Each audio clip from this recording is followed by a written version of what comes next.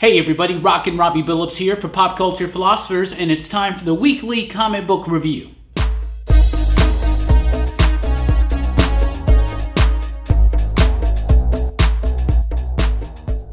That's right everybody, welcome to the weekly comic book review. It's the show where I read a lot of comic books and I let you know what I thought about them. And we always start with the pick of the week, and this week's pick of the week, Doomsday Clock number 4. Doomsday Clock yet again. I'm loving this book so much. Jeff Johns, Gary Frank, Brad Anderson, they're doing such a fantastic job with this book. It is absolutely astonishing what they are doing. They are not necessarily recreating the Watchmen, but they're definitely paying special tribute and an homage to the Watchmen, and they're doing their own thing but continuing on the story threads, and it works. This one basically gives us the origin of the new Rorschach, so no questions left unanswered pretty much about the new Rorschach in this issue. No spoilers here. There will be a video on this channel later on in the week that will give some spoilers, but really great issue. I loved it. Gary Frank's doing some amazing artwork. Highly detailed. Brad Anderson's coloring is so good at doing its own thing, yet capturing the feel and tone of the 80s series set by the Alan Moore and Dave Gibbons and all those guys. But this book has been amazing. Jeff Johns is taking this at a very slow burn. It seems like such a big story that 12 issues is justified, but not a lot has happened, but a lot has happened thematically. A lot has happened in building the world bridge between the Watchmen universe and the DCU. I am so super stoked for this book. It does not disappoint me. It's bi-monthly now, so every 2 months, but it's still very enjoyable. Well worth the wait. Exceptionally well done. Highly recommended. Pick of the week yet again. Doomsday Clock right there with issue number 4 and cool pancake cover. Pancake cover, so cool, so cool. Also from DC, we finally have the finale of Dark Knight's Metal with issue number 6 with the cool chromium cover. I'm going to miss these covers. I hope they bring this back for maybe some of the new Justice League books. That'd be cool, right? Anyway, this was a grand finale in the true sense of the word grand. It was grandiose, it was epic, it was huge, it was loud. That's exactly what the series has been. And it took me a couple issues to really understand what Scott Snyder and Greg Capullo and company are doing with this title, but once I got hooked into Metal, it just did not let go. This story has been non-stop, super fast. You can barely keep up with it. It's all intentional. This is seriously like metal music. It just grabs you as a story and just rocks your brain back and forth. It refuses to let go, and the ending is just as well. The artwork is fantastic. The stakes are high. They almost seem like they've never been higher. DC comic book fans, especially Crisis fans, you're gonna love this. This was a Crisis event without the Crisis name attached to it. It was epic, it was beautiful, and at the end, they do a great job, Scott Snyder does, with some other artists, of setting up some of the future, some possibilities for the future of the DC Universe, some lead-ins to the No Justice story, to his Justice League work, and beyond. I loved it. A great finale. Like I said, it was just so much going on. This book, like the best stuff from like Warren Ellis and Grant Morrison, it's just ideas. Some of them maybe don't matter. Some of them maybe will be developed further on in future series. But Metal was so crazy, so fun. I enjoyed the hell out of it. I'm really excited to go back now and reread all of it and all the tie-ins, all of it together in one sitting and just have my brain melted away by it. Also from DC Comics, Detective Comics, 977 brings us the second part of the Batman Eternal story, the final story of James Tynion IV on this title. Tynion's been doing an amazing job. He's moving on to Justice League Dark. That's exciting news. Immortal Men's coming out soon with Jim Lee. But Detective Comics has been so amazing, and it's nice to see Tynion get to go full circle and tell this entire story that he's been building up pretty much almost since Batman Eternal, into Batman and Robin Eternal, into Detective Comics. Detective Comics has been so fun. The Bat team is now splintered, it's fractured, tragedy has struck, everybody's torn apart. What will the future hold? Some great artwork in here by Eddie Barros, who was originally the artist on the first run. Also, you have Javier Fernandez doing the artwork as well. Fantastic the way it's framed. I love this book so much. It puts Tim Drake back in the spotlight. A really good exploration of the Bat family, who they are, their dynamic together, what makes them tick, what makes them work, what would make them fall. And it's really exciting stuff. Detective Comics has been a blast. The Flash number 43 is here, bringing us the Perfect Storm story again. Carmine Domenico returns on the artwork. This guy was created to draw the Flash. I love it. High energy, super speedy, dynamic, explosive, great colors, fantastic colors from Ivan Placencia. They are luminous. They are so bright. And each Flash now, because there's a whole bunch of Flashes, not just Barry. You got Wally West and the other Wally, and then Godspeed and a few others. Every Flash has their own color lightning signature. And Placencia does a fantastic job making them distinctive even when they're basically the same color. So much fun. I'm loving this book. Joshua Williamson's been telling a great Flash story since day one of Rebirth. It's had its ups, it's had its downs. We are in a major uptick right now for the Flash. High energy, super fast, explosive, Gorilla Grodd. Come on, right? Do you need any more? Some great developments with the Gorilla Grodd situation too. So old school fans, I think you'll like it. Mira, Queen of Atlantis number 2, the second part of a 6-part miniseries spotlighting Mira, Queen of Atlantis. You know, we usually think, who is she? Is she Aquawoman? No, it's Mira. Mira's so badass, and it's nice to see her get the spotlight to shine. Now, Dan Abnett, who is the regular writer on Aquaman, is writing this, and it's all right. It's a pretty decent story. The return of Ocean Master is a big thing for us Aquaman fans. Lan Medina's artwork, it's all right. It's serviceable. It does what it's supposed to do. Nothing super extravagant about it, or exceptional, but it's nothing's bad about it. It's really good, solid, just normal comic book art. But the book itself is okay. It's nice to see Ocean Master come back. It's nice to see Mira get the spotlight, but it doesn't quite have the oomph that I'd like it to have. But that's how the Aquaman books have been. They haven't been super bad. They haven't been super great. They've just been kind of okay, and lack of oomphiness. Does that make sense?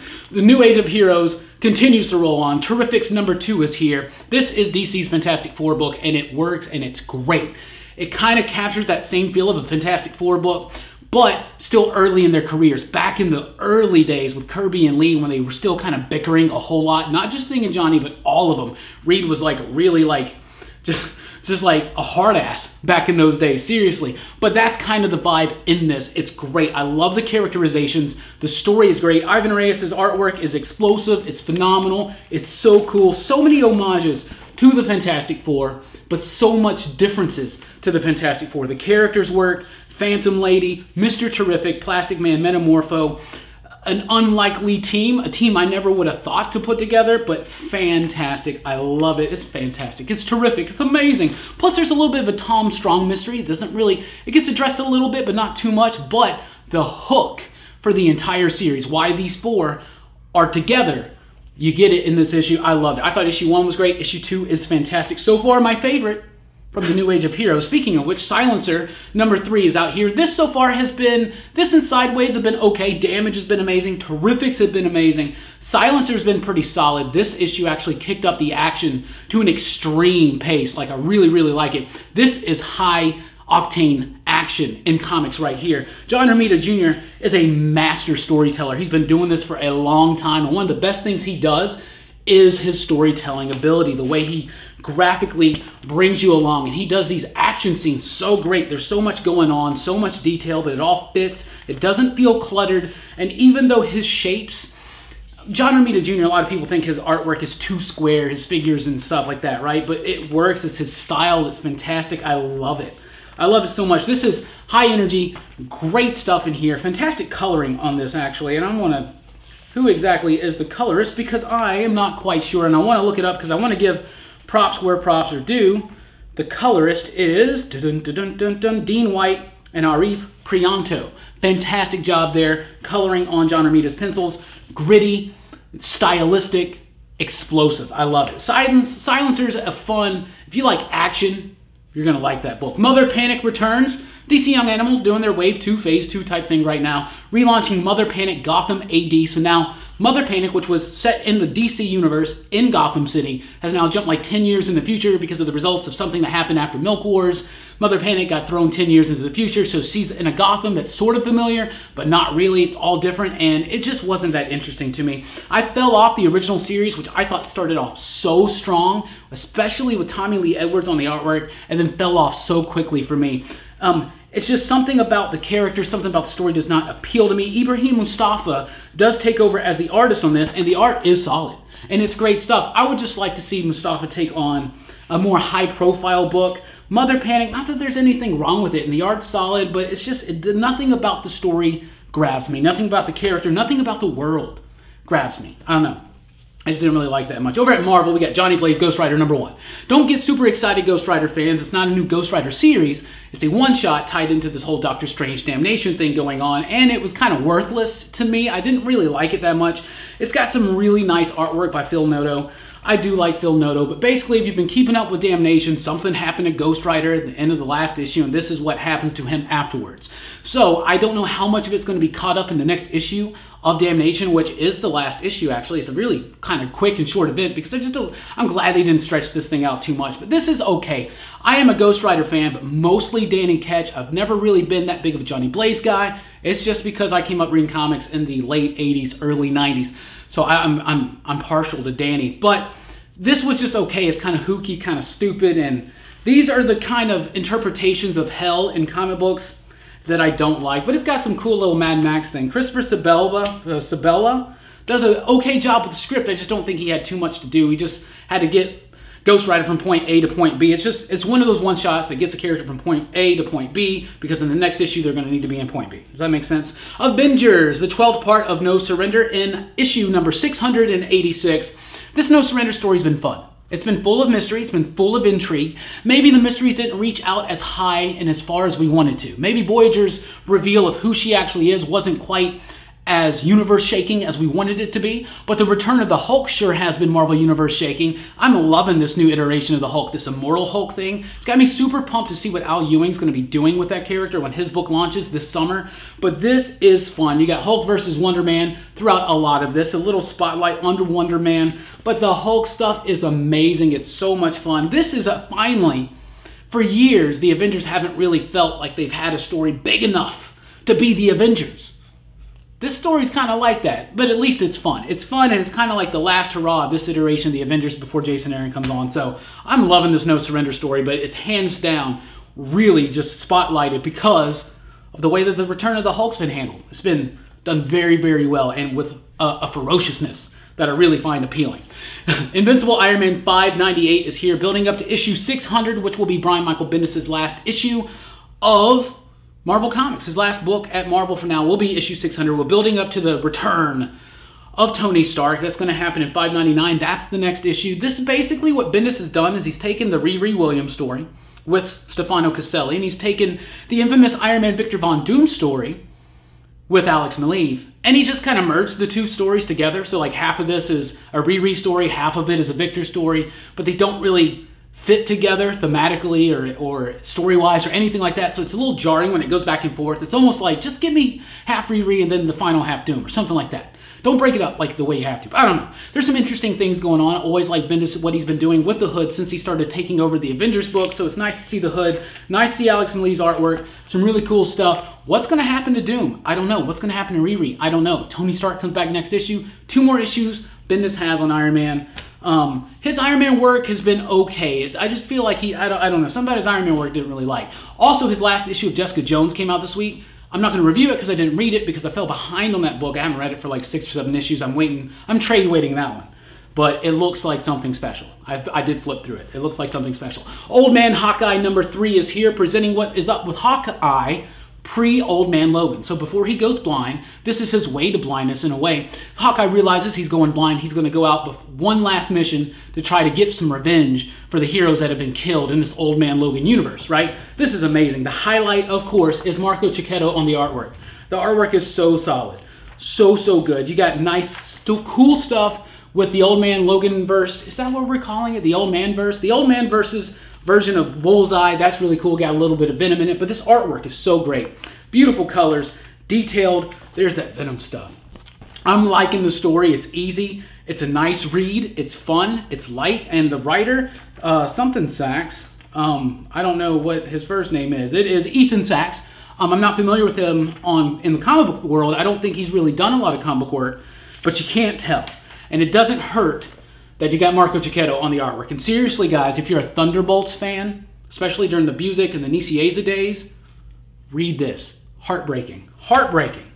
if you're a real old school Thunderbolts fan. Old Man Logan number 37 is here. He no longer in the Old Man verse, now in the Marvel universe. Old Man Logan's been fun. Ed Brisson, when he came in after Jeff Lemire. Jeff Lemire had a really nice sentimental run with the character and the title that really kind of took a look at who Wolverine was, what made him. Ed Brisson came on and just made it a fun action movie, and it works. And it works so well. This is a great issue that has a Bullseye fight and Old Man Logan fight. Great stuff that references the Kingpin miniseries from back in the day. Not back in the day, a couple years ago, where the lady was writing the autobiography.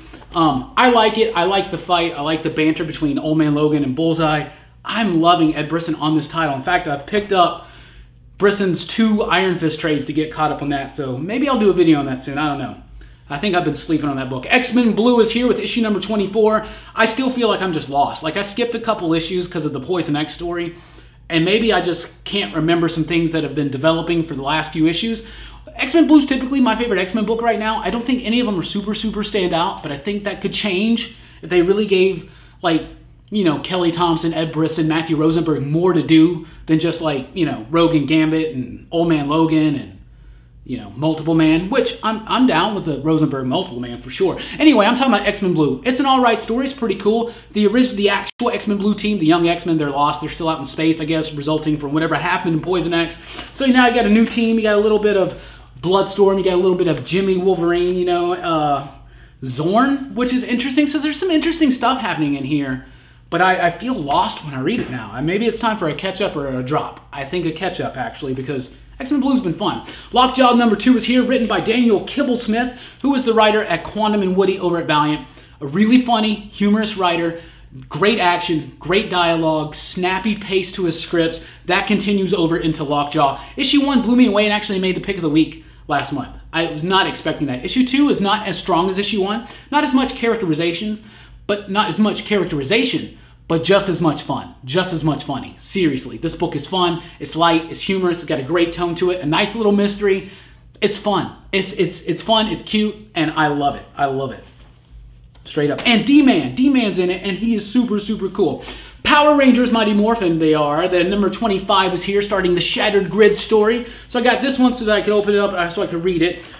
Really cool. Power Ranger fans, you're going to love this. This promises to be the Power Ranger giant crossover that we have wanted, that we didn't get in Super Mega Force. And so far, so good. A little bit of the Time Force is in here, a little tease at the beginning, and then a good story that I'm not going to really get too much into it right now, spoilers and all that, but I think I know where they're going. I'm very excited. Lord Draken has been an amazing villain. This story has just been slowly built up by Kyle Higgins, and it just is explosive. The art is done by Danielle Di Nucculio. Messed that up, but the artwork is fantastic. Seriously, check it out. I like it. There's your Time Force right there. Colors are cool. Action is cool. Characterizations are cool. The dynamic in the characters are cool. Tommy and Kimberly's first date. Got a little bit of Ninjor in here. Some really nice treats for Power Ranger fans. You get the Blue Centurion in here. Really fun stuff. I'm not going to have any spoilers, but this is a fun big issue. And it's going to come bagged like this, and you don't know which Power Ranger cover you're going to get. I'm going to open this and discover with you guys live for the first time at the end of this video, so be sure to stay tuned. We will be doing that. From Valiant Comics, Shadow Man number 1 is here, written by Andy Diggle, artwork by Steven Sokovia. It's all right. I was expecting and wanting a little bit more. I remember being, you know, like in middle school when the original Shadow Man was out and thinking it was just so cool, such a cool concept, but this was kind of confusing. It felt like I was in the middle of the story, didn't do a good job of catching me up. It just, I don't know. It wasn't a bad comic book, but it just didn't really quite grab me. Some of those Valiant books have been really solid, but it did have great art. It has some decent art and an okay story. Breathless number 1 is here from Black Mask Comic. I found this one to be actually really cool and kind of interesting. The dialogue and some of the scripting is a little stilted and stiff, and it's a little unclear exactly the world that we are existing in here, because it's like a world just like ours. It's kind of about pharmaceutical companies and how much drugs cost, things like that, but it's not preachy or anything. In fact, there's this whole thing by the creators at the end of it, you know, telling you why it's not so preachy and kind of what it's about. But this woman has asthma, but in this world there's like monsters around, and so she's like doing an autopsy on this monster, and some kind of gas comes up and it heals her asthma. And so now this pharmaceutical company's trying to like figure out what's going on and all this, and they're monsters. But it was kind of interesting. But it wasn't the best. But it was interesting. So check out Breathless if you get the opportunity. I thought it was pretty neat. Redneck number 11 is here. Donny Cates brought us the best issue of this one yet. This has been such an amazing, such a game-changing moment for the book, Redneck. Lissandro Estherren as the artist, and D.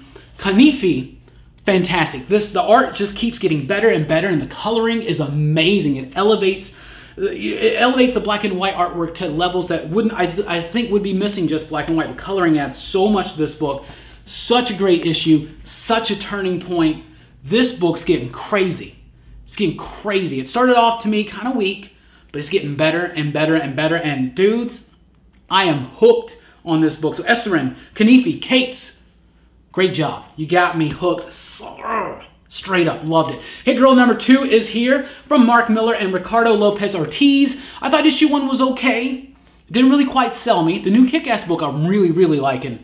So I was kind of hesitant, but I wanted to try out issue 2, and no, I didn't like it. I didn't like it. The artwork got sloppier. The colors are still cool. Lots of violence, a lot of gratuity in the violence, but not much to it outside of that. And like Hit Girl could be a very exciting character, and there could be a lot of things you could do with that character, some deep things, and you could still keep that fun, uber, excessively violent type vibe to it. But that's all this is just one big violent joke. I don't know. It just didn't really get me. Days of Hate number 3 is here from Alesh Kott, and I always mess this cat's name up. I really always do. It is Dangel Sajelj. I don't know, but I love the artwork in this story. It's noirish. It's got some great texture to it. Amazing work with the eyes. Like, the characters speak so much through their eyes in this artwork. And when you look at it, it almost looks too simple. It almost looks something like there's something off on it. But it is so amazing. Then you add in those colors by Jordi Belair. Such a beautiful looking, like seriously, look at that. Such a beautiful looking book. It's striking and it's really engaging, and all it is a conversation. This whole issue is just conversations, and it just works, and it works so well, but it almost sometimes hits a little too close to home in a very dystopian kind of view of the future, but it's a really good exploration of the two extreme sides in American politics right now, and world politics even, right? There's always extremes, and when the two extremes battle against each other, who wins? Nobody. You wind up with Days of Hate. But I like that book so far, seriously. Transformers versus Visionaries number 4 is here. I'm loving this book. Fantastic. Magdalene Visaggio. And the artist is Fico Ossio. Colors by David Garcia Cruz. Colors are amazing. The artwork is cool. I'm a Visionaries fan. I love this book. I think it's so cool. I love it. I think it's sleek. I think it's fun. I think it's radical. Radical. Read this book. Transformers fans, Visionaries fans. It's really a Visionaries book. It's Transformers versus Visionaries, but this is really a Visionaries book, and I hope it's setting up an ongoing Visionaries book, because that would be super dope. From Boom Studios, we have Abbott, number 3. I loved issue 1, loved issue 2, loved issue 3. This book is amazing, fantastic, written by Saladin Ahmed, artwork by Sammy Cavella, and amazing coloring by Jason Wordy. Amazing coloring. The artwork is so solid on this book. It's striking. It's beautiful. Great layouts. Great composition. The colors too. There's a texture that's brought by the color. It's so amazing, so good, such a great art style, such a great script, fantastic book, fantastic character. Abbott has been your sleeper hit of 2018 so far. This has been one of the best books. Seriously, check it out. Seriously. From Mike Carey and IDW and a few others, we have The Highest House number 2. Now, don't be, dissuaded because of the big size. It fits in a magazine bag. It's $4.99, but it's worth it. It's rich. It's a great fantasy story. It's written by Mike Carey with art and lettering by Peter Gross, coloring by Fabian Alquier. Fantastic book. I love it. Look at that. Great artwork, great composition, great panel design. All that stuff that I was saying about Abbott is also present in a book like this. Plus, you got a little bit of a horror fantasy element to it. I'm loving this book. Issue 1 blew me away. Issue 2 was even more solid. It really hooked me in even more. I highly recommend that you pick up Highest House. This definitely has the promises of being something truly unique and special in the comic book industry. So be on the lookout for that and for Abbott. But of course, you're going to be at the shops to pick up Metal and Doomsday Clock. So let me know what you read and what you thought about it in the comments down below. Love talking to you guys about comic books. Thank you so much for checking out the video and your support. Please do like, share, and subscribe. Remember, we do this every single week with the weekly comic book review. We also do weekly pop culture wrap-ups, podcasts, and more. All that can be found at popculturephilosophers.com. Thank you guys for rocking with us. Keep on reading.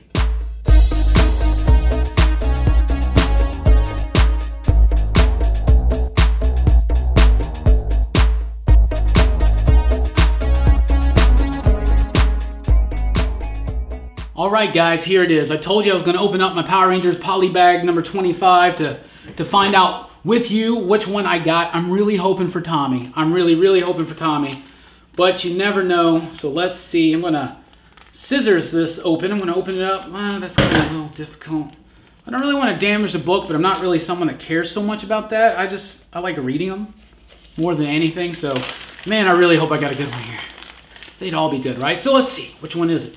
It is going to be... Which one was that?